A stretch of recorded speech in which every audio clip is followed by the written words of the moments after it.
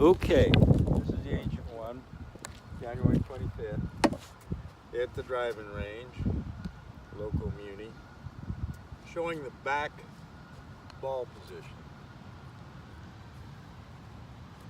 So I guess you can't see my head, that's okay. Main thing, you can see my body, how it's working. I'm doing a back ball position. I'm going extreme, 4 inches in back of my, outside of my foot. So I'll set up here. I have the back cock shoulder, back ball position, 5 o'clock nose, inside channel, and the locked left shoulder, the 5 protocols.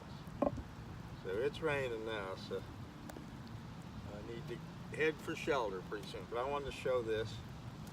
So I have the cup left wrist, the bowed right wrist. It's the way you'd skip a rock.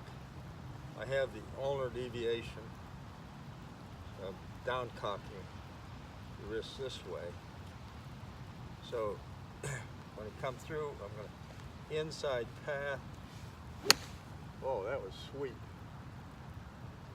Whew. I am the man.